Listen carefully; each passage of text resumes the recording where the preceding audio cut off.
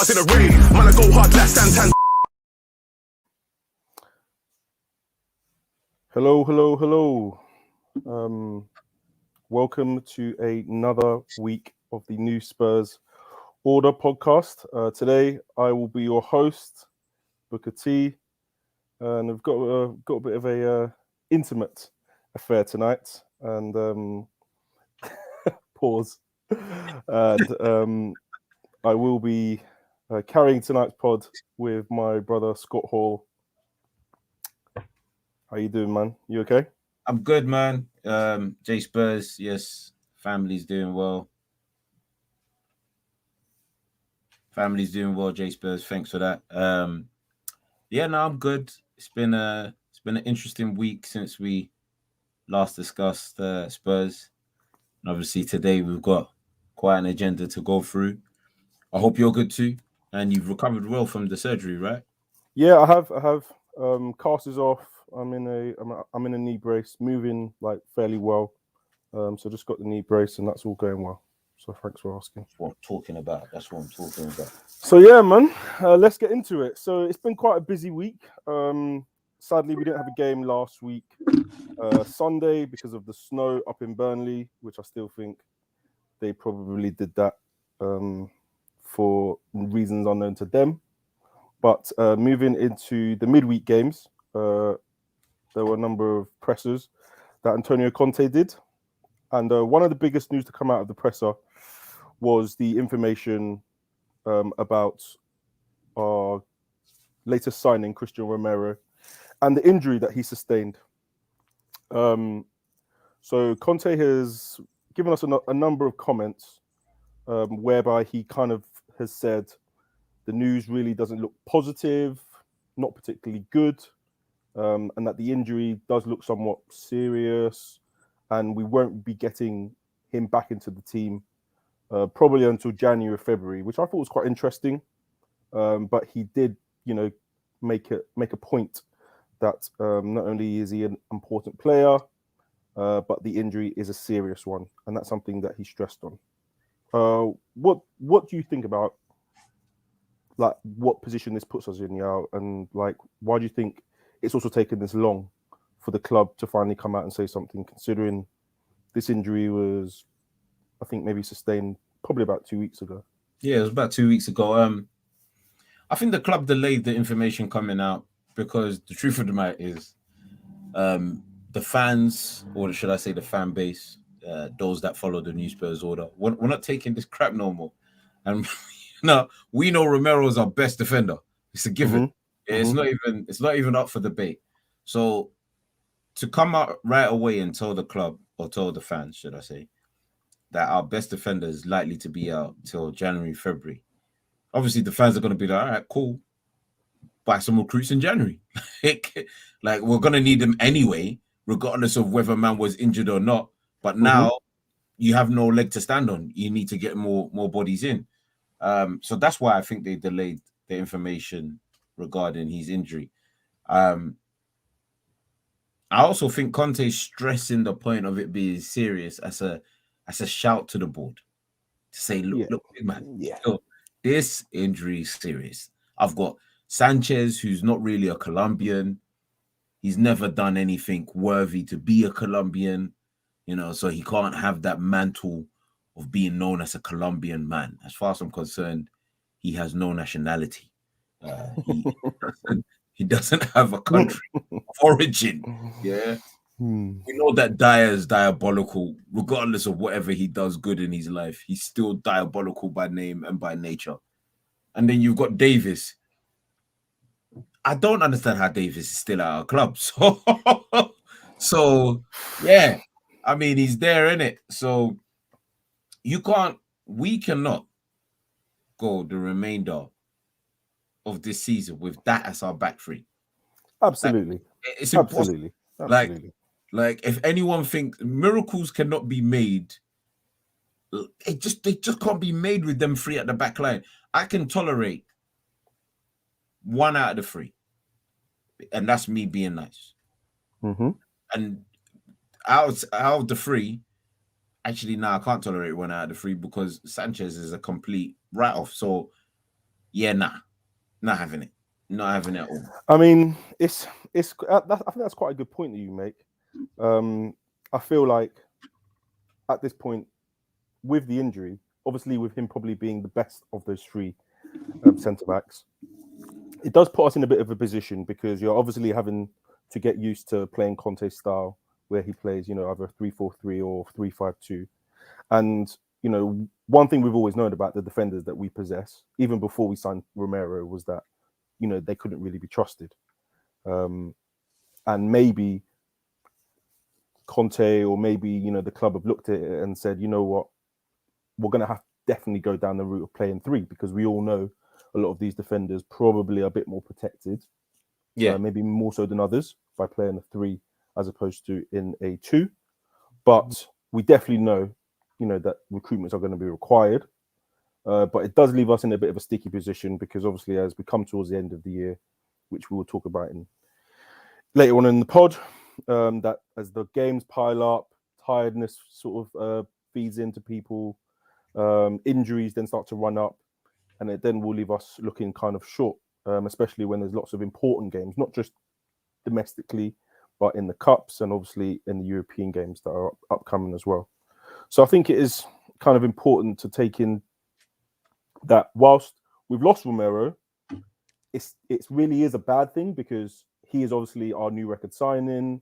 Yeah. He's a big player for us at the moment, but the injury is a big one and we will miss him. Although some of the guys that have been performing, I'm not going to say names, but some of them have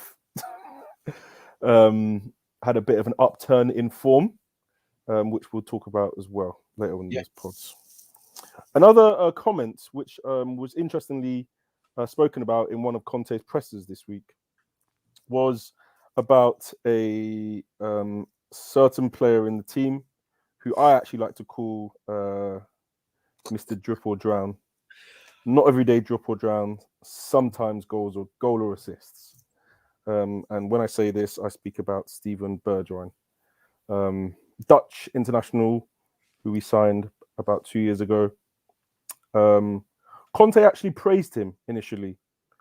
He spoke of him quite highly. Although Bergwijn's only played like 9 games in bits here and there, he started the season off quite well.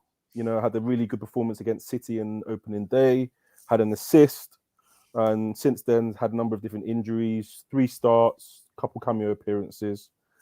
And whilst it's been stop-start, Conte seemed to actually praise him and speak quite positively about him.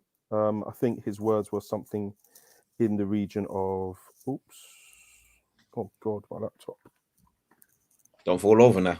1 second. Oh, all of a sudden my laptop's just... I think I saw those comments, actually. I know which ones you're talking about. Okay, for some reason I can't see my screen. But can you hear me? Yeah, I can hear you. Okay, I'm just going to continue talking. For some reason I can't see my screen, but I'm going to continue talking. Don't worry, you look good on screen. Conte said something in the vein of, this is a player who I like his attributes. I think he is he will be useful for us. He's an international, so I was very kind of upset that I didn't get to spend, the 2 weeks that he was able to get to spend with him. But he does believe, he has great quality. He's good in one-on-ones. He's fast. And I thought that was all fairly well and good. But the one comment that really did kind of throw me was the one where he said he believes that Bergwijn is one of the strikers in the team, and he believes that he's someone that can play in any of those front 3 positions. I mean, if we're really gonna look at that, I think that kind of points to a number of different things. I'm not sure how you take it, but it kind of points to, one, he sees, I think he commented and said something along the lines that Son isn't a player that he sees actively. Or did he say that he was a striker? I can't remember. So his actual quote was, Conte says he doesn't want to use Son at number 9, but believes Bergwijn could play there? I mean, the streets are calling him Steven Berg 9 for a player that is offered, from what I've looked at the stats, 40 appearances for Spurs, be it starts and cameos, 4 goals, 3 assists, which is a 1 in 10 ratio, goal ratio.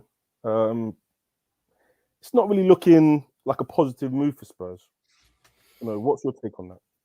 So, as you know, and a lot of guys know in the group, I'm not really a stats man. So he's predominantly known as a wide player. So a 1 in 10 ratio for me wouldn't be so bad if the performances outweighed the stats. But unfortunately for this hip hop artist that has not made an album of the year yet, that's not the case. Yeah. His performances have stunk. And what makes it even worse is that bruv, the stats don't even back him. So I think, look, honestly, if Conte thinks he could use him as a makeshift, I don't know, false number 9, it's more than likely is what he would be. Then I'm cool with that. And the only reason I'm cool with that is because essentially, in my mind, you're building up this guy's value for us to sell him for maximum piece. That's all it is. Absolutely.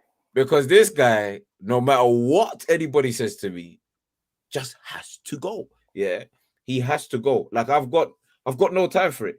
And the biggest fear about all of this for me personally is that if he's being converted to this makeshift hybrid center forward, because it's not really a center forward, it's more false 9 support striker SS type role. If he's being converted into that means the right wing is obviously a position that's largely going to be available because that's the position he used to occupy. Which in my head would mean, all right, maybe, just maybe, we might be going for a right winger. Okay, cool. We've been crying for that for a while. But the massive fear, is that we're not going to go for a striker. And I've had it up to here. Yeah, I cannot stress this any bloody more. We need a striker. Yeah, I know people, but you got Kane, bun that muck. We need a striker, bro. I don't care when it happens, but it needs to happen soon. So in that soon period that I've said, it needs to happen. I don't care if soon is 1 day from now, 4 days from now, but it needs to happen soon, innit? Like, because if our front line is going to be Son, for argument's sake, if our front line is Son, Stevie, and this muck, oh my God, bro, I'm going to be booing, man, for the rest of the season, bro. Hey, listen, I mean, I'm, in contrast to you, I'm a man that whilst I watch the game, I'm big on stats. And I usually say the stats don't lie. The stats generally really don't lie. I can't really put my finger on it with him, whether it's confidence, had injuries. Like Conte, I'm very much behind Conte. Conte seems to believe in him, despite what looked like reports that Conte wanted to get rid of him. Yeah, true. But he seems to favour him, and he's given him minutes here and there throughout the season so far. I feel like whilst the opportunity hasn't really been given, he's got to show Conte, he's got to show us that he deserves his place back in the team. I've always kind of looked at him as a player that is kind of, I wasn't really sure what kind of player we were buying when we first got him. I used to think he was a traditional winger, but then when I watched more of his games, I felt like, yes, he was more of an inside forward, someone who's quite good on the turn, likes the ball to feet, very good dribbler, quite good, for getting in and around the box.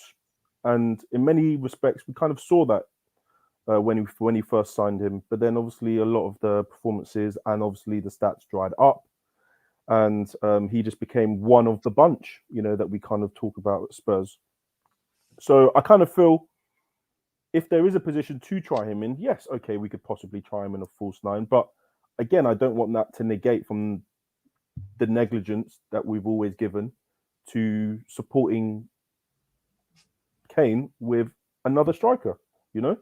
And with losing Vinicius and losing Bale and not really having the trust in players like Dane Scarlett, we are missing goals, definitely from that sort of a viewpoint. And if he can hopefully step in a sort of revised way that Conte can maybe fashion him, then I'm all for it. But I still feel like he has to show us a bit more. He does, and I do agree. But on the comment that Vlahovic is not coming to Spurs, listen, big man, money talks, innit? Like I've been saying this all throughout the pod, every single pod that we've spoken about transfer. I was like, money talks, all of this stuff like man ain't going here, man ain't going there. Money talks. It does talk. It does talk, and I feel like with the Vlahovic as well, which we'll discuss, that's a big sort of issue because at the end of the day, everyone knows that it's going to be a lottery if you leave it till the summer, and if you can maybe try and sort that out now, we don't know. But I think Tobes made a good point where he said, you know, is Conte trying to manage the squad pretty much between now and January or the summer? I mean, he probably is. He probably is. Because obviously, you know, we are quite thin bare in that area. No minerals. We are really quite thin bare in that area. But we need to be able to get just more from him, like on a basic level. I want to be getting, like you always say, you turn up, you start on a 5 or a 6. I need to see 7s, 7.5s. I need to see some sort of goal return, some sort of stat, some sort of assist making, chance creation that will make me feel. That will make me feel that he's really putting in a shift for us. And up till now, we've not seen it. So I suppose we'll leave that to him to really kind of make a decision for the fans and for Conte. And, you know, with games coming thick and fast, he's going to have to use these players, you know? Yep. Ajax need to be on the phone call to Levy now. Okay. So on a more positive note, as the Christmas period comes up, we had a midweek game yesterday.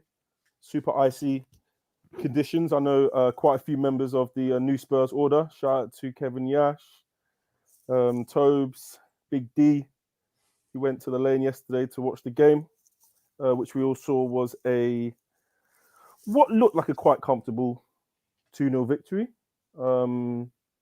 Lots of positives, lots of areas for improvement. The team that we started with was Lloris in goal in a 3-4-3, looked like formation, with a back three of Sanchez, Dyer, and Davies. Correct. Left wing back was Reguilon, right wing back was Emerson, double pivot of Skip and Højbjerg. On the right of the three was Lucas, on the left, Son, and then up front was a certain Harry Kane.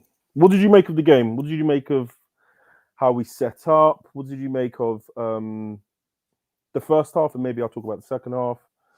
Tell me your thoughts.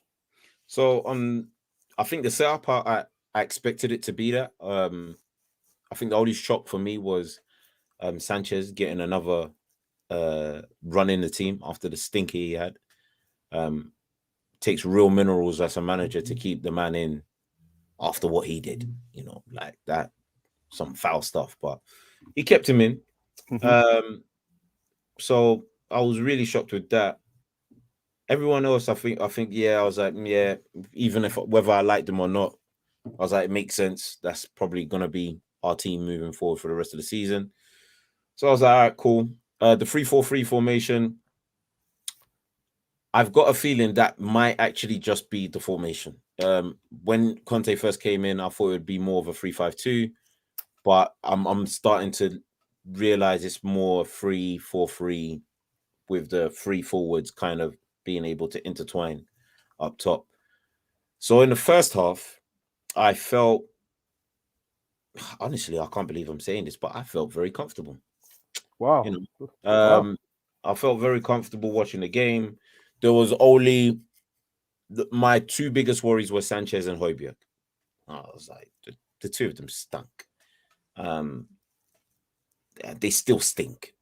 These men don't use deodorant. It's just foul attitude. These men clearly use salmon to bathe because it's horrible. Højbjerg tried to make a few passes, found man in yellow. I've got the game on in the back. I've watched it again. I've watched the first half again, and he's making me even more mad. So Højbjerg was poor in that first half. Sanchez was covered well by Diabolical and Davis. So I must admit the back line as a unit, they reacted quite comfortably to any threats that did come along, and they handled what's my man's name? Ivan Toney. Yeah. They handled him well. I thought he was gonna mess him about, but they clearly dealt with him. I think the positive for me, and it's a good positive because I've got stocked in this kid, was Skip.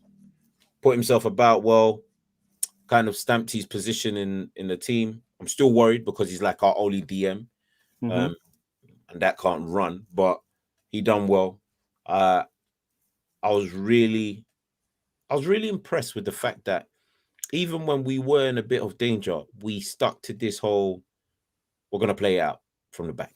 Absolutely. And we only really went long to relieve pressure if it became a bit too much. Go long, reset, and go again.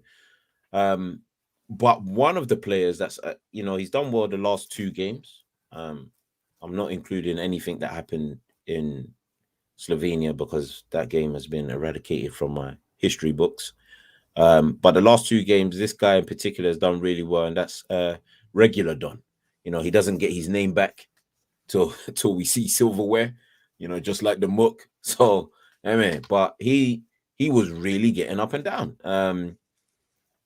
I said in the group that I think Emerson's starting to grow. It's going to take a while. He's just coming to the team. I don't expect him to hit the ground running. He is absolutely awful at crossing the ball, but hopefully that gets better over time. But for the first half, like I said, I felt comfortable watching Spurs for the first time this season. I could actually say that. Yeah, it was a positive game. Like in many respects, I was quite surprised. With the conditions, the way Brentford have set up this season, wasn't really sure what was going to happen. But, come 90 minutes, 2 goals scored, none conceded. Interestingly, that was our biggest win in the Premier League this season, 2-0, in a match that we created the most amount of chances, in a match that we had the highest XG that we've had all season, and then the match in which we had the lowest XG against. So whilst the opposition was poor, these were numbers that we could really, put our hats on and say, okay, things are starting to look a bit better. Yep. I do feel like the players are slowly getting used to what Conte wants, and we could see that even from some of the patterns of play. Yeah. This persistence to play from the back, this persistence to trust the players playing from the back, for if the positions to play from the back weren't really open, to then open up passing lanes in towards Kane and sometimes Son, sometimes Lucas, which I thought was good. The one thing that did kind of frustrate me a little bit was the lopsidedness of the use of the wingers, of the wing backs today. I kind of felt like whilst Regular Don was getting up and down and he was quite active in the attacking third, I felt like on the opposite side, it was a little bit stuttery from Emerson. And whilst we've seen a bit of a resurgence from Emerson, I still feel that there's just a little bit missing from him. Like, I think Si mentioned it in the group a lot. He does seem to put himself in lots of awkward situations that he has to get himself out of. And shout out to the Extra Inch pod. There was something that I saw today that they put up, which I thought was also quite interesting. So obviously, as we are, playing on the Conte, one of the big things that we want is our defenders to be playing from the back. Yes. So we want progressive passing, be it to the fullbacks, be it to the central midfielders, or be it into the passing lanes to the forwards. And obviously, the way that we've set up, we've got balance where we have Dyer in the middle, we've got Sanchez on the right-footed, and we've got Davies on the left-footed. But where we had this lopsidedness, there were lots of moments that you could see that the inability for Sanchez to be comfortable on the ball is kind of what kind of stifled a lot of the play that Emerson was able to have. This guy's useless. It was amazing because a lot of different times in this specific piece that the extra inch guys had put up, they had actually noted that there were lots of moments when Davies got the ball and he quickly shuffled it through to Reguilon, and that then allowed Son to maybe get in behind. Yeah. Or there was maybe sort of open angles that were given by the midfielders. Similarly, when Dyer also did that, very similar sort of situations. Balls up through the middle, opening spaces where the defenders were being pulled in.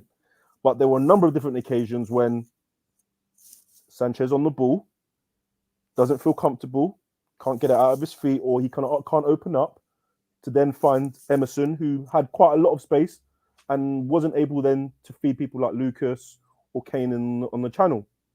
So it does kind of drive home how much Conte needs not only progressive defenders in that back three, but he needs players who are very comfortable on the ball. I think one of the most frightening things about what you just said is I do understand, and I can say this for most people, that obviously people want to see both wing backs bombing up and down, doggies, shuttle runs up and down, up and down. It's not going to work, and the reason why it's not going to work, even if we had two very good wing backs, by the way, the reason why it wouldn't work is because our back three are easily, without a shadow of a doubt, the most untrustworthy back three you're going to get right now. Absolutely. I mean, Dyer's probably having the longest stint in a Spurs shirt as a starter he's ever had since his DM days. Yeah. And then you've got Sanchez to the right of him, and very valid point. If a man's not comfortable with the ball on his feet, having him in the back line is like suicide, because if the ball goes to his feet and he stumbles all over it and he gets nipped, the attack is in. Yeah. And that's a big worry. Granted, Davis doesn't have that problem as much, but he's not good. And isn't it?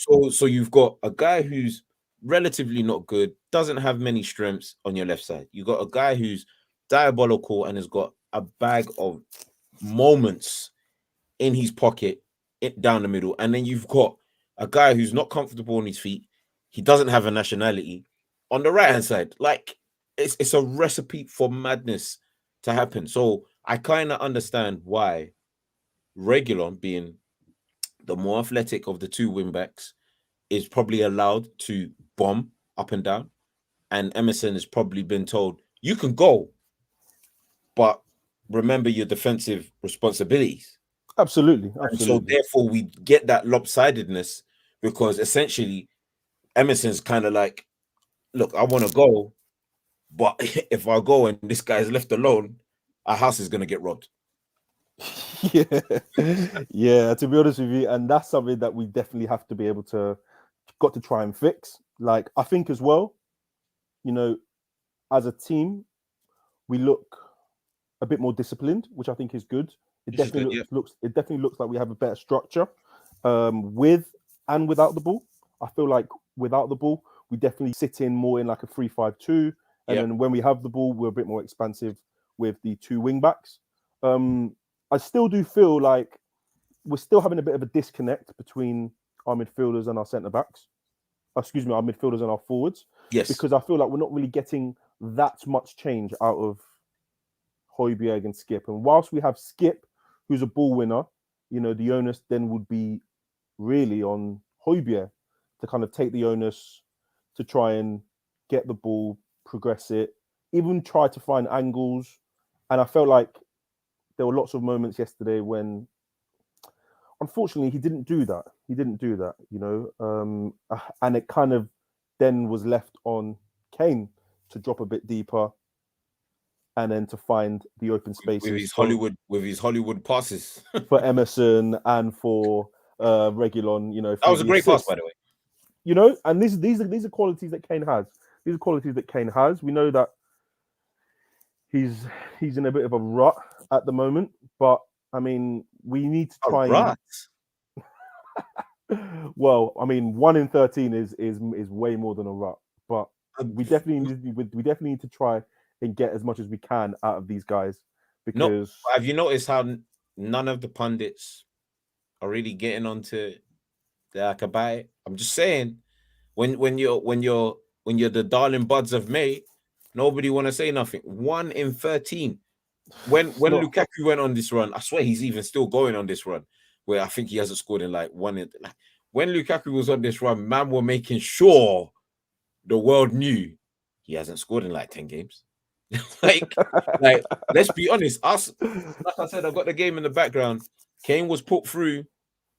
We've seen him bag those chances time and time again. Yeah. But do you know what I find right now? Do you know what I find right now with our front line? And this is just being me being honest. Like, I also feel that there's a lack of fluidity. And when I say that, I mean that, like, the front three, they all have their own little issues, they're not in tandem, So you have Kane, who's our main guy. Yep. But he's not finding the goals, and he's having to drop deeper and deeper to try and get on the ball and create for the team. And when he can find that passing lane, he's having to play with his goal, with his back to goal, which he's not properly comfortable with, but he can. He's not good at. At least we know he can. Yeah, he can. All right. Yeah. So you have that. Then you have someone like Son, who admittedly got his goal yesterday, but then Son also has his own issues. He's very patchy.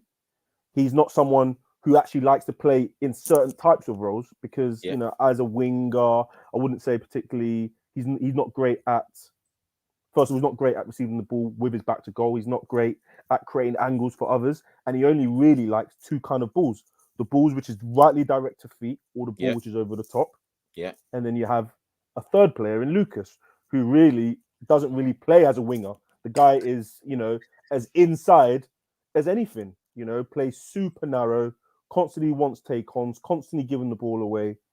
And you find that the three of them are almost trying to play themselves into any kind of form, So the goals that we're scoring are not really like amazingly fashioned goals, but from minutes of brilliance here and there. And I feel like maybe as we get a bit more confident and maybe as we improve the quality of player as well, that will maybe kind of fix itself.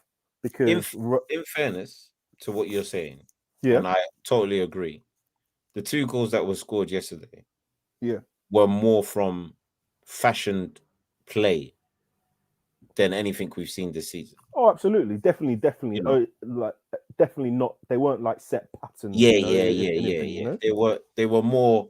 I mean, like the second goal. To me, we could have had 3 or 4 of those. Yeah, absolutely. There was three chances prior to the goal going in, where a man had turned in the middle of the pitch, looked up, had an option to his right, had an option to his left, slotted man through to his left, and something could have happened out of it, but nothing happened. And then obviously the final ball. This is it, isn't it? I have to say this because Kane made Mook, nearly lost myself. He made a great pass in the first half. Yeah. And Emerson absolutely ruined it. Well, this is something that I was gonna speak on once you finish, yeah? Ruined it. He put that in the bin. Yeah. But in the second half, he made another pass, which led to the second goal. And I saw people saying, it's a great pass. Yeah. Big man, it's a very easy pass. It is a pass into space. Yeah, the tougher pass was the one he did to Emerson. Yeah, that's a tough pass. I'll clap my hand and say that was a great pass. But stop all of this. And this is what annoys me about Spurs. Yeah, a pass like that, some fans would be like, "That's a great pass. That's like we ain't got players that can do that in our club." Yeah, well, if we haven't got players that can do that, then they have to go. they can't be playing at a professional level if you can't make a simple pass. Well, this is it, isn't it? This is it. Like one of the things that I think I'm also a little bit worried about is that when we get to the final third, because so much onus is played on the fullbacks, the final third execution is just poor. You know, if we're being honest, it's whack. I mean, fine, Reguilon got his assist, which was a tap in, effectively. Yeah. It wasn't. I mean, he had to lay it in the right area. I've seen many in the right area, but then you know there were a number of moments that we created moments like that where we needed the final ball to be spot on. Yeah, and because as I said, there will be an onus on these on these players to get in these areas, and when they're in these areas, make sure that they find the right players. Then hopefully we'll start to see a bit more.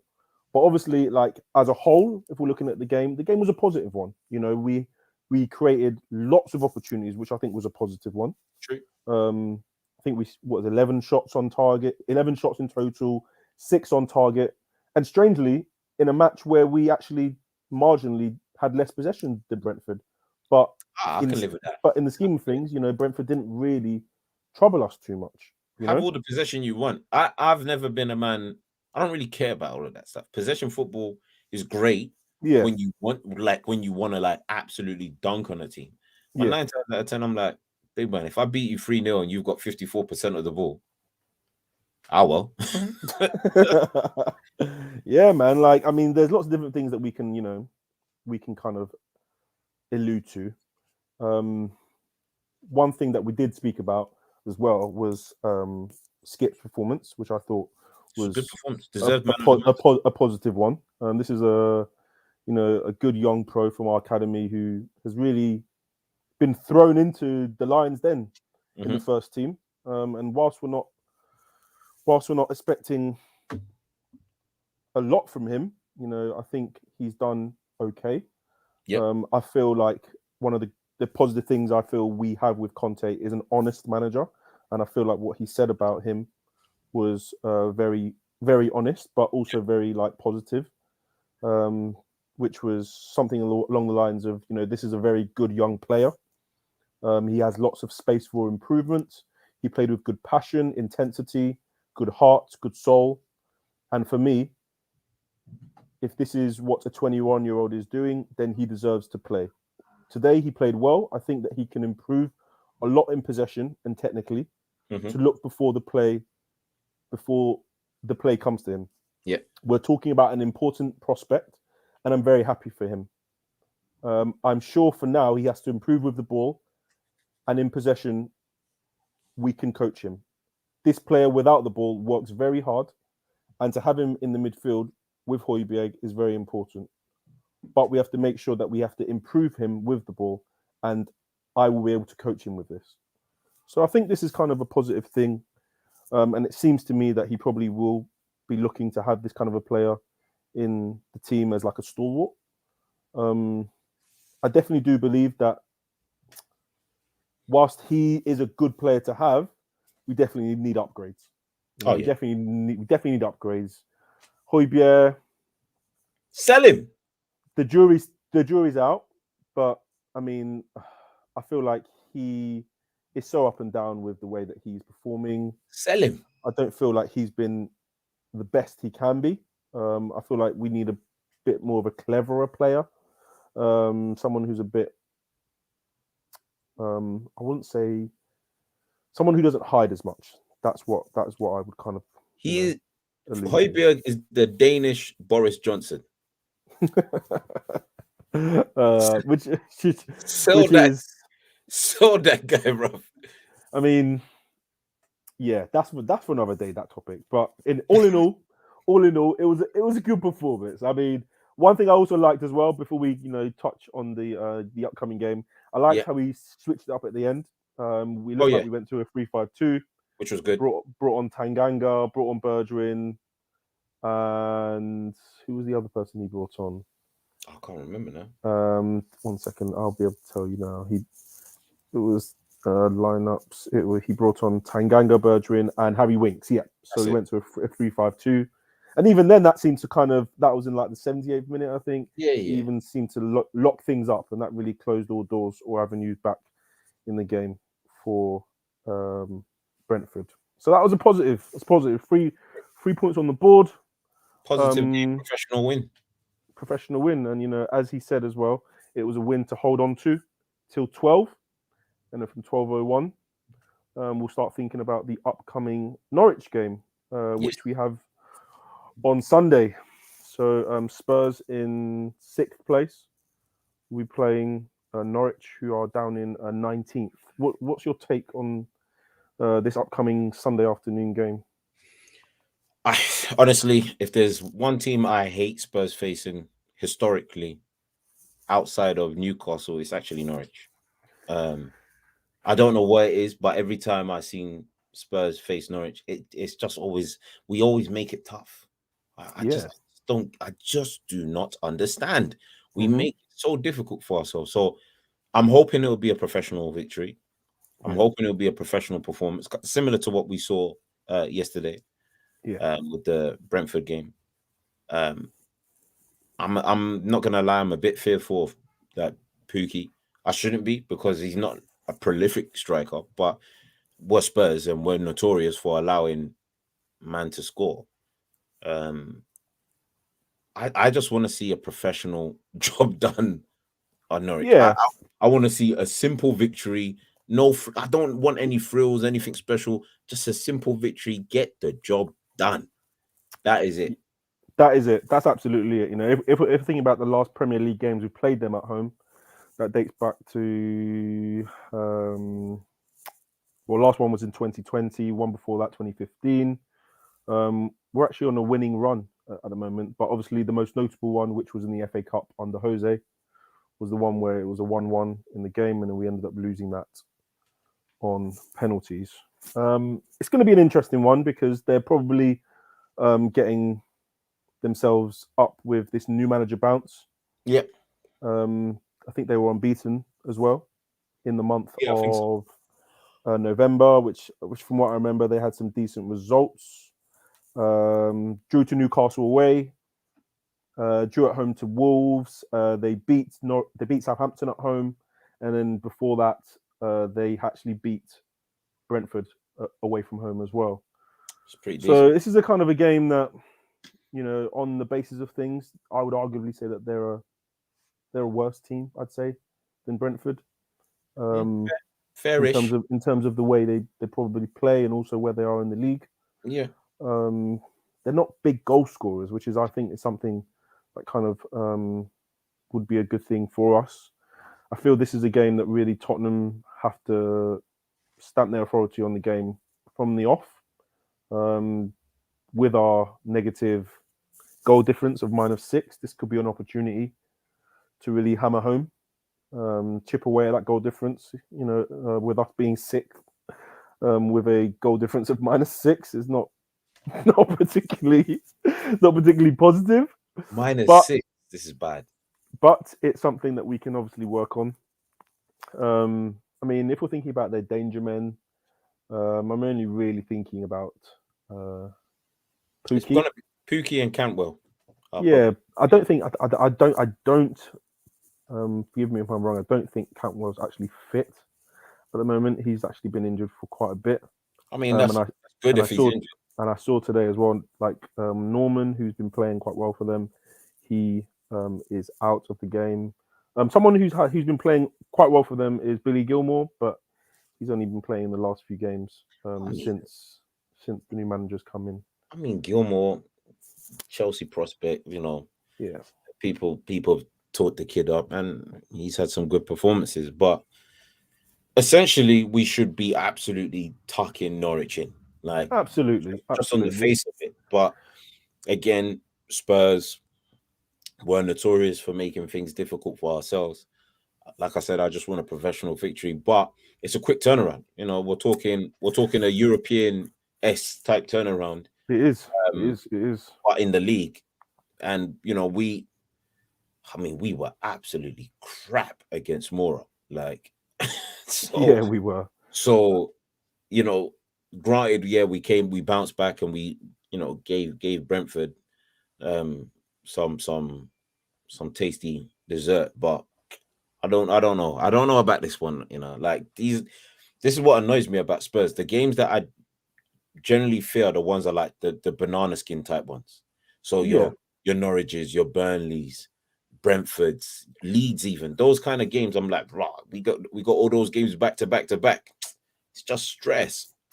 Yeah, man, it is stress, but then it's also going to put it's going to put a strain on the team resources. Whether they can get themselves recovered today, prepared on Saturday, and then the game on Sunday. And that might even mean playing or starting with the same 11 or making 1 or 2 tweaks here or there.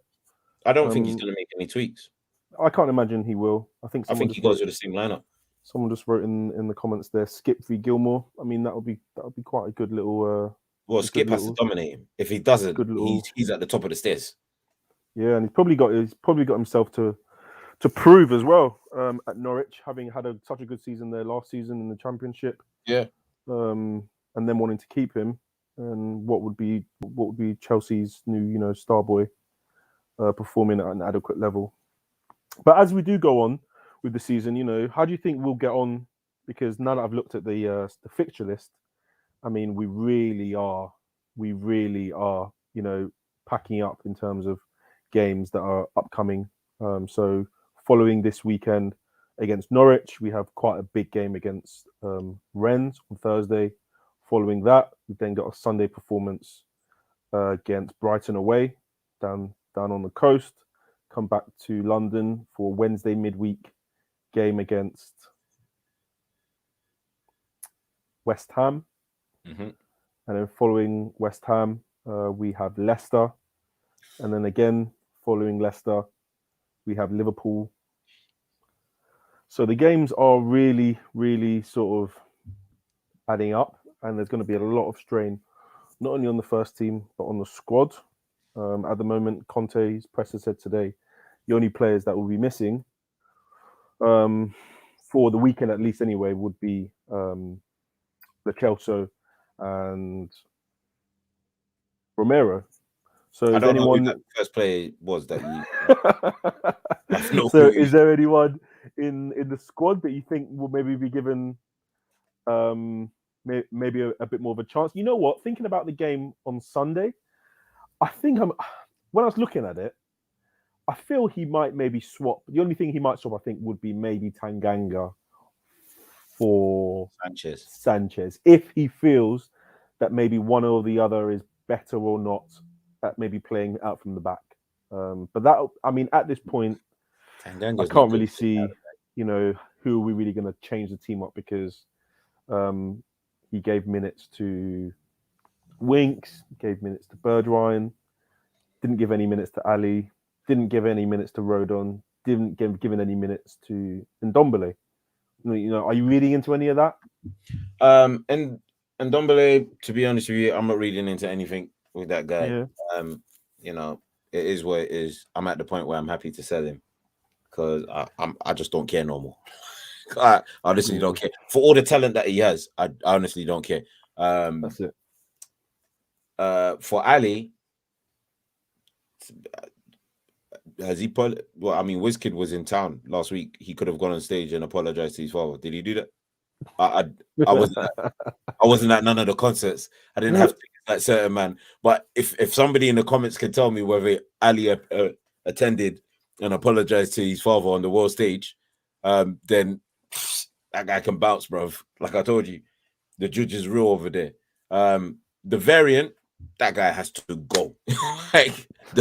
That guy has to disappear. Yeah. So now I'm not reading it. The players that did not get minutes, I'm not reading it because okay. Truth be told, I think they all know what Conte is about. Yeah. And yeah, they do. Yeah. So I think Conte has made it clear. If you're with me, you're with me. If you're absolutely, you're not, and that's it. It's done. Yeah. And so I don't think any of the players have actually gone out and said to him they're not with him. Do you see what I'm saying? So yeah, no one's come out and said anything concrete or even alluded to it, So I feel like he's playing the team that he feels, gives the best in training or does what he requires in training. And then the players that he needs to work on, he's still working on. But one of those players is definitely not Dele. Yeah, well, after last week, finished. after last week, we did speak about it. How disappointing, not only disappointing the performance was, but he's probably looking at it from his point and thinking there's players that I probably won't trust, to play. And we can't get nothing for when is his contract finished? He's got 2 more years, I think. He's got 2 more years. Why have we done this? Let me just confirm. Why have we? Listen, Levy needs to be on a phone call to Leeds, Norwich, freaking Brentford. I don't care. All these clubs, call them up and say, hey, 2024. So he's got 2.5 years left on his contract. Sell this youth immediately. Yeah, there's a number of them though. There's a number of them that we can definitely get rid of. I mean, when I think about all the players that we have, the only one that I can really possibly salvage in there would be Ndom. I feel like in terms of the way Conte wants to play, he's the only easily press resistant, competent midfielder. But again, I can't read too much into this in terms of why he isn't playing or why he isn't getting minutes. I mean, but then if we're looking at the other side, his value has dropped significantly. This is a player on high wages and he's got a long time left on his contract still. So this is something that even at the very earliest, Levy would be even considering. So if not, why not try to get the best out of him? Whereas there are players in the team, in my mind, there are players in the team that I feel need to be sold immediately, and there are players that need to be sold soonish just because of what value we can get on them. So the players that I feel that we can sell immediately are the players who don't hold any real value. So the players who I think Doherty, this is a player that we can sell at this point. I feel like Sanchez is a player that I don't think will cut it. And the reason I also think that it would be a good moment to sell him, because while we would lose, we could still sell him for a decent amount. And the guy has 2 years on his contract. I feel like he likes winks. So this is a player that maybe he's going to use as a squad player, even though we know that he probably isn't at the level. But this is someone who clearly has been doing a job and Conte has played him. And then you have someone like Ali, who, is probably on high wages, but still a young player. But, even at a loss, who's going to pay 100 odd grand for someone who has scored 2 or 3 goals in the last 2 years? It really does leave us in a funny position. We don't know his position on Rodon. We don't know the position of Tanganga, whether these players are kind of fancied. But then we do know the ones like Dyer and Højbjerg and Davies, he's trusting them and giving them an opportunity, And even like Cess and Berge as well, he wants to try and give them an opportunity. I can't believe I'm going to say this about Diabolical, but I feel like because he spent time through the it's gone out of my head. Lisbon, Sporting Lisbon Academy. A lot of his game is based on playing from the back. That's a lot of defenders from the European teams are taught to play from the back. That doesn't mean he's good. I'm not saying he's good, but Conte is going to appreciate that over the likes of, say, a Tanganga, who I'm not having a shot at right now, but he's probably been taught the more English way of playing, which is, not necessarily play out from the back, more than likely get it down the wings or out wide, which is the English way of playing from the back. And Conte is not going to really appreciate that. So, whether people like it or not, it's more than likely going to be Dyer definitely getting more chances than, say, a Tanganga. Absolutely. And I think players like, listen, I say it in the group, and honestly, in fairness, I do feel bad for the kid. But Suspect is dry. Yeah, like I've got no stocks in this kid no more. He just has to go. Like, my problem with like Ryan's Suspect song, is that in the time that we bought you, we bought him for 30 million. Yeah. We've sent man on loan. Yeah. He's had, I'll be fair and say that he's had a decent loan spell at Hoffenheim. Yeah, decent Yeah. loan spell. Played Decent. like 20 odd games, left wing back. Yeah, Yeah. he's done all right. Yeah. He's had a decent time at Hoffenheim. Come back and has absolutely done nothing but get injured and get sent off. Yeah, I'm done. Unfortunately, he hasn't covered himself in glory. This is someone who hasn't played even 10 games. Can you believe that? Hasn't played 10 full games for Spurs. I can't believe that. But I think he's only started like 4 or something like this. I can believe that. Honestly, when I see him on the ball, yeah, I generally feel like, why has everything slowed down? Yeah, I mean, he can't find his feet. How? I feel like there's a player there, but again, this is someone who's massively lost on confidence right now. Is trying to get back to where he was, wherever that is. I don't feel like we are going to look to offload him purely because of his age and the potential resale. But other players, again, like Jack Clark, that's someone who's earning decent money and playing or enjoying life in the 23s or on loan, wherever it is. That's another one that we could get rid of. But again, to not like go away from the original topic, it's only because as we move towards January, one of the big things that Conte said is that we have to make sure we get ourselves in the right position domestically. And when he said domestically, he means to finish in the top 4. So as much work needs to be done with the squad to get ourselves in a position where we can be in the Champions League places. And if that means potentially tanking a tournament next Thursday, that could be something that might have to be done, whether we like the thought of it or not. Because, if we're keeping it a buck, this is a tournament that we have really belittled. Our performances and our selections have really dictated where we are in this tournament at this point. And either way, I'm looking at it as a Tottenham fan. I'm not being someone who's, how can I put it, a snob to silverware. But either way, Tottenham get bantered, We win the tournament, it's a rubbish tournament. You don't win the tournament, you go out early, you're rubbish. The way I look at it, if that means that we reduce our outlay and West Ham increase theirs, Leicester increase theirs, Arsenal continue being pants, that could work towards our benefit, That could work towards our benefit. But the way I see it is that will be the bread and butter as we move into the second third of the season, And there's lots of players that we need to really now think if we are either going to keep them or going to get rid of them. Because as January comes, I can put my house on it that he's going to want players to improve the squad to get us over the line. He's absolutely going to want players to get us over the line. And players that are going to have to really come in and hit the ground running.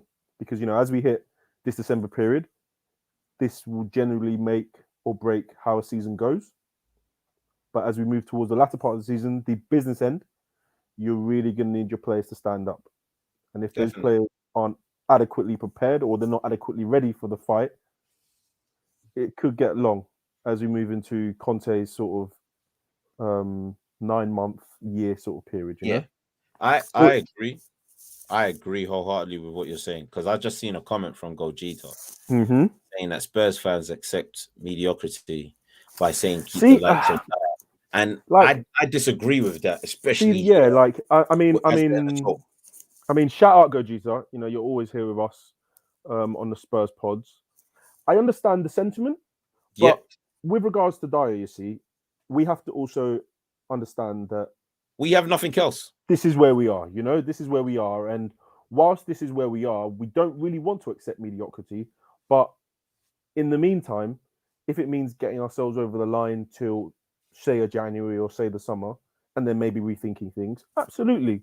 Like, when I look at Dyche this season, I mean, it's crazy to say it, but he's arguably been our most impressive player this season. With Dyche, you're looking at a player that, whilst he has his negatives, he does have his upsides. He's been one of the more positive players. He's defended a bit more resolutely than some of the others have, with a bit more consistency than the others have. And with regards to implementing that progressive passing from the back, he seems to have been the one that's taken to it the best. Well, he did train the European way, so you know. And whilst we don't have Romero fit right now, whilst we can't really put our hats on Sanchez, Tanganga, and Davies, you know, this is unfortunately the point in which we're at. This is a player that, whilst isn't amazing, playing in a back three definitely masks his weaknesses. Yeah, and if it means getting the best out of him, absolutely. But then, you know, I'm almost certain as well that Paratici is cooking. You know, if we're going on to this, you know, the next topic, we're definitely looking at a number of different players, players that can upgrade the team, that can upgrade the current squad level, because obviously at this point, you know, Conte probably wants some players to do a bit more better, or he wants players that will be completely an upgrade on what we have now. You know, are there any players that you've seen that we've been linked with, or players that you think? Well, excuse me. First, let's go into the positions you think are absolute imperative to upgrade in the January window, because as you know, the January window is a funny window. Yeah, you either go big or you don't. You know. Okay. Oh man. I think in January, at the very least, we need to go for 2 positions. Mm-hmm. And I think before last week, I was saying 2 centre backs, but I'm like, that's borderline impossible to do that, especially in such a small window. So I reckon it should be 1 centre back. I originally was gonna say 1 left-sided centre back, so that Davis is the second option as opposed to the first. I think I'm gonna stick with that. I was thinking about changing it, but I think I'm gonna stick with that. So a left-sided centre back would be imperative, and a creative centre midfielder, so that Højbjerg does not start another game in his life in a Spurs shirt. Yeah, absolutely. Are the 2, because as much as I don't want to say, I don't really want to be going the rest of the season with the majority of our lineup, to be honest with you. But if we finish in a fantastic position in the league, miracles would need to happen, of course. Yeah. But if we do finish in a very good position in the league, then I believe in the summer we could go massive. We could go absolutely ham. But that all depends on where we finish in the league. You know, everybody knows if you finish top 4 and you get Champions League, players will be like, all right, cool. Spurs are back in the Champions League. Cool. Yeah. Let me hear what you're saying. If we finish 5th, some players might be like, yeah, you just didn't make it, but you're in the Europa League. You know, we might not be able to make them turn their heads unless we're spending big money, but you know, but if we finish any lower than that, we're talking 6th, 7th, 8th, forget it. Absolutely forget. It's not even worth talking. So it's not even worth talking about. In January, it would have to be a left-sided centre back, ideally a left-footed left-sided centre back, which are rare, as we know, and a creative centre midfielder. Okay. Yeah, I'd say, like, I mean, in an ideal world, when I'm taking into account the injuries, I would like 2 centre backs and a central midfielder, because, I mean, if we're being honest, as we move into the new year, the January and February, potentially with Romero out, you're really in a sticky position, because you're either going to stick with what you have, but based on what we have, we can see that, you know, this is going to be a bit difficult for us. Yeah. And with regards to the midfielders, whilst you have surplus of midfielders, I mean, we just need smarter, better midfielders, you know? So if we're thinking about the centre backs, I mean, there's a number of names that have been kind of bandied around. One that's come up in the last day or so is Brazilian by the name of Gleison Bremer. I've never seen him play. I've never seen him play either. I have heard of him. A number of different people have mentioned him, but I've never seen him play. Yeah. What have they mentioned about him? Because this is I've seen the links, but I'm like, I have nothing on this guy. Like I need to start watching Torino games now. Yeah, so he obviously plays in Torino in Italy. Usually plays as the left-sided. He's a right-footed centre back, but usually plays as the left of the two. Okay. 6'2", 24 years old. Just looking at some of his comps and obviously some of his stats on FBref, he does look like quite a promising young player. Lots of potential. Doesn't mind engaging, which is good. Very good in the air. How good quick, in the air? Agile. Very much happy to get his head on the ball. Pause. Crosses. Having looked at his contract and his value, he's got a year and a half in his contract left. Again, they're rating him at about 12 to 15 million. So this is someone, again, being South American, could possibly be persuaded by the South American contingent. That is Lo Celso, Lucas, Emerson, Sanchez, Romero. You know, the list goes on at Spurs. 15 to 15 mil, you said? Well, that's what he's currently being rated at. Yeah, that's what he's currently being rated at the moment, 12 to 15. So imagine to get him out of that, you may be looking somewhere in the 20 sort of region. I feel like it'd be better to go with experience. I mean, it absolutely would be, but then, you know, some of the other names that have been kind of mentioned as well, a bit more out there, a bit more, what's the word I'm looking for? Some would call it unrealistic, but a name that's been bandied around is Matthias de Ligt. Impossible. Who is the promising young Dutchman Impossible, bro. who hasn't really had the best of times at Juventus in the last year or so. Juventus currently 7th or 8th in Serie A, and it hasn't seemed to work out for him. Wait a minute. They're 7th or 8th? Yeah, they're not doing very well. So they're not doing well. They're under investigate. They're under Oro. Yeah, because the legal system is trying to. They're 7th. They're definitely 7th. They're definitely 7th. So yeah. So my ears are now intrigued. Yeah, but then you see, like, there's a number of different factors with it. That's like, I think they've slapped like 120 something release clause on him. It means nothing. They're about to get relegated. He's on something crazy like 200 a week or something like this. So is that Ndombele? But then it's interesting as well because that's a player that was signed by Paratici at Juventus.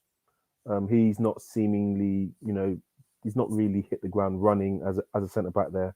And Spurs are pressing with this mantra of signing young, good potential players, young players with high level amount of potential. This could be someone who maybe, you know, could possibly have his head turned. But again, you know, maybe the numbers don't look. The numbers don't look good. Cool. But we know that Italian clubs are not particularly rich. We know that financially, a lot of them are in trouble and are struggling for money. Juventus are under investigation. I'm not saying we're going to get him in January because I doubt that highly. Yeah. But if they do get relegated, half of that squad is gone. Yeah. They're not getting relegated. It's happened before. I mean, if the investigation goes through and they get sent to Serie B, half of that squad's gone. Yeah. The wages, I know people are like, oh, Spurs don't pay. And Ndombele has barely started games this season. He's on 200k a week. So all of this stuff that Spurs don't pay wages, get that out of your head. It's whether we pay the transfer fee. That's a different story. 9 times out of 10, we're not willing to pay the transfer fee, and that's where the problem is. Dyche is a good defender, young. Yeah, his time in Italy hasn't gone well, but that's because he went to a team in which they had stalwarts like Chiellini and Bonucci. You're not dislodging them, man. Well, and exactly. they only play a 2. They don't play a 3 at the back. They normally play just a 2. So unless they're gonna accommodate for you, you're not dislodging them, man. It's that simple. But interestingly, he played in the 3 under Ten Hag when he was at Ajax as well. And that was a sick Ajax team, by the way. One of my favorite Dutch teams, anyway. Very good team. Yeah, I think if we were to get him, this is mad hypothetical because Spurs in it. If we were to get him, that'd be sick. He's good aerially, comfortable with the ball in his feet, good strength. Be sick. Like I would happily take him. And I'm talking now. I'm throwing madness all up in it. I'm talking. I'd have Dyche at the base because it's going to be a free at our club regardless. So long as Conte remains, it's going to be a free at the back. Yeah. So it'd be Dyche at the base, Romero on the right hand side, and a left-footed left-sided centre back, and that would be ideal. That'd be fantastic. I can run with that for the next 5 to 10 years. I can run with that. Absolutely. I could definitely. Obviously, it's not going to happen, but I'm just giving scenarios out there. But in saying that, we did get Romero. I mean, we did. That was the best. That was arguably that he was the best defender in the Serie A last season, and he's extremely highly rated. I mean, whilst Romero is obviously out with his injury, we've seen enough. I'm seeing a lot of things being spoken about him in the chat. I mean, this is a very, very good young player with, honestly, bounds of potential. Like, he really, literally just needs to be reined in just a little bit. That's it. But with regards to his ability to defend, he is a good young defender. Oh, yeah. And he's also getting himself used to the Premier League, used to the English League, the style of play that we have here. So whilst, there will be some games, you probably look at him and think he looks like a bit of a rough diamond, there's definitely a player there. A player there, and for us to have had somewhat of a free run at it, I mean, that points to our ability to still be able to get good young players as well. Yeah. So, I'm kind of happy with where that is. I kind of hope he gets back fit and well soon. But we definitely need to think about what we're doing with the defense. Sometimes I'm always keen to look at players closer to home. But again, when I say closer to home, I mean in the Premier League. But sometimes I also feel like there's a premium on doing that. Yeah. And the only time you might ever get that to happen would be in January. But again, in terms of what's on the market, there's not that much on the market. Who was our last January signing? Lucas. It was Lucas, or was it Burge? Oh, it was Burge. It was Burge. Ill. Another player who was also linked with us this week, Ivan Perisic. I'll take him. You're taking him? Squad player. I'll take him. I mean, he's at the latter end of his career, so he's not going to be able to come in and be a starter. But I think he'd be a very good squad player, especially when we need rotation. So this is an interesting one. Where are you playing him? Right side. Right wing back. No, more right of the 3. Right of the 3, yeah. Yeah, because whenever we play a 3-4-3, I'd have him right side. Right side, yeah. So replacing Lucas, yeah. Because again, this is someone who, when Conte was at Inter, was actually very much like, I don't want to play for Conte. I don't want to play. Yep. Move me on. He then had lots of different discussions with Conte and decided to turn it around and became a Serie A champion last season. And this season, he's been not excellent, but he's been good. When I've watched him, he's always kind of performed at a very good level. So that's someone consistent. Potentially, if we had the potential to sign him, I would. But then again, with January, one of the big things I also think is very important is because the market isn't a good one, I feel like there's an opportunity to look at players who can go for free. Who can go for free right now? There's quite a large list of players that are being bandied around for free. Players along literally the lines of, not for Spurs, but generally, I mean, this summer from January they can go for free. So players like Pogba, Kessie, Christensen, Rudiger, Mbappe, Insigne. Yeah, you know, take him. And that was someone who I was going to ask you as well, because I think looking at his numbers, looking at the kind of player that he is, the role that he plays for, was it for Napoli? Napoli, yeah. Napoli. Take him. And being a 30-year-old, you know, that's another player that I would also kind of think, bring him in, experience. Definitely do a job. An experienced attacker, international, you know, and he's a goal scorer, you know. You know what Spurs stopped doing? That's hampered us recently, yeah? Yeah. We stopped doing what we did about 10 years ago, even 15 years ago, where we were trying to establish ourselves more in the Premier League, and we went into the market and got Edgar Davids. Came through, gave us the experience, helped Carrick break into the squad. Carrick excelled. All right, cool. 5 years later, we went and got Van der Vaart, and we know what Van der Vaart did for us. Fantastic. Absolutely. So I can't see the problems in us getting somebody like Insigne. Oh my gosh. I mean, you know, like, the wages would probably be about it, but then after that, he, you know, he ain't making bread like that in what, the Euro. Oh well, he's not, but like he's someone not like making Kessie, bread like that, I think bro. Someone like Kessie was asking for something like 7 or 8 million or something like this before he 7 or 8. Kessie, what's he building? A hospital back home? Yeah, I know. No, he needs but to stop. Like, but definitely, Insigne, if it became available, I'll take it. Will be someone that I'd be happy to definitely take up, you know, as an option. Because again, that's someone that can play as an inside forward or even put him up front. He'll be havoc. Absolute havoc. I'm still making my mind up. No, actually, I'm not. I'm not making my mind up on Kessie. No, I've thought about it and I've watched a few games, and I'm still of the opinion that although it's a free, I feel like if you're going to go for a player, then you might as well go big and get like a Bissouma. I wouldn't waste the wages on a Kessie and he be a slight upgrade on Højbjerg when you could get a top player like.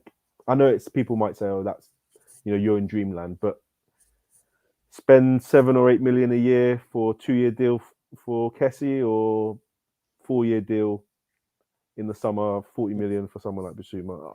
As Bissouma bust case, because I'm not taking him. Well, this is it. At the moment, we're still waiting on that to all kind of. Still pending. Well, we can't talk about it. Man, and then obviously someone like Brozovic, who I've been looking at, but it looks like he's going to re-sign at Inter, and he's a really, really good player. He is consistent. I watched him the other day, and he just was. That level of consistency doesn't exist in the game no more. He's premium consistency. Just an enigma. Like his ability to get around the pitch, gets on the ball, very good with the ball, and not only when he's with the ball, but does so much work without possession as well. He's a player who I am. Brozovic would be amazing. Who I'm a big fan of. And even as he gets towards the latter part of his career as a 28 or 28 29. Yeah, I mean, that's a player who I think really it would be excellent to be able to get that kind of quality into the team. But this is it, you see, you know, lots of these different things have come out about Conte and Paratici being directly involved.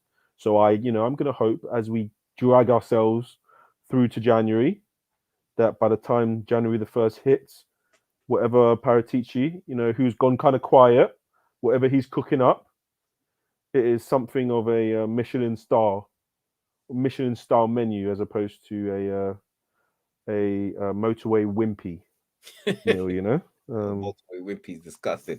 All right, if we're going through this, I saw an article saying that Conte wants full control. He doesn't want snitching, dealing with this stuff. Yeah.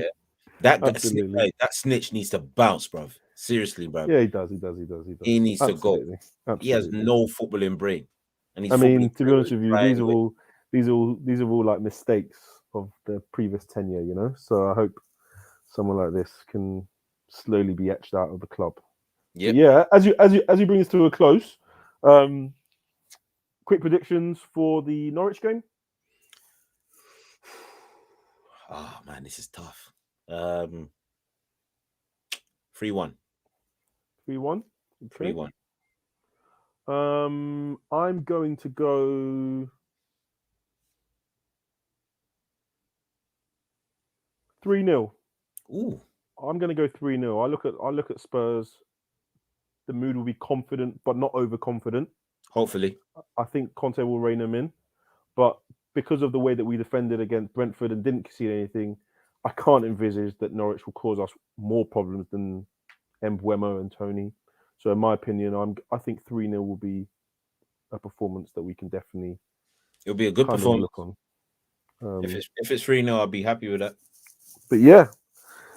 That brings us to an end of another episode, a Friday special of the new Spurs Order with myself, Booker T, and my fellow compatriot, Scott Hall. You know what time it is. We thank our fellow commenters, Gogeta, J Spurs, man like Ash, for always appearing, giving us that good love on the pod. Every Thursday or Friday, we stream. Every Saturday, the pod goes live on all streaming platforms. So please like, share, and subscribe.